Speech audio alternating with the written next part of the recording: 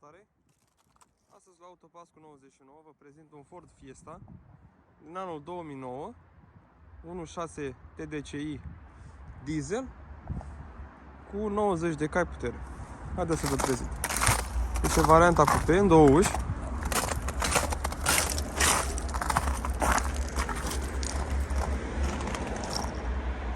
Jante de aliaj pe 14.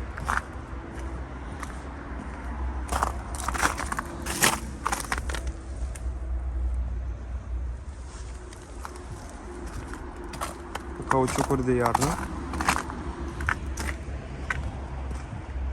Normă de poluare Euro 4.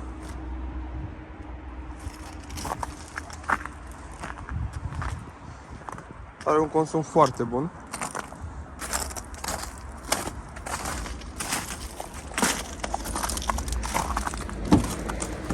Mașina vine dotată cu comenzi pe volan, geamuri electrice, aer condiționat, radio CD, auxiliar,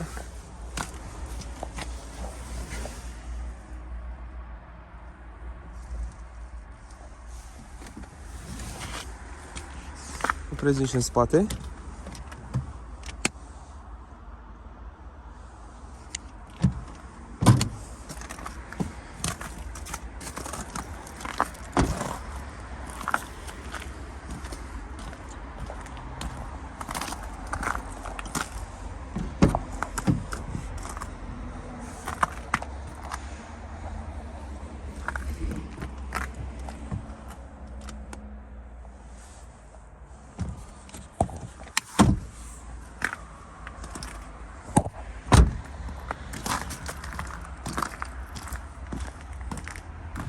La noi în parc, la Autopascu 99, vă puteți achiziționa mașinile atât cash cât și în rate, doar cu buletinul. Cerință minimă să faci 3 luni la actualul loc de muncă.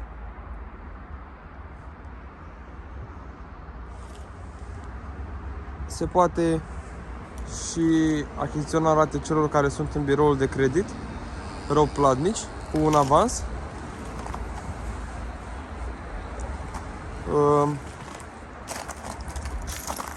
Cu un avans.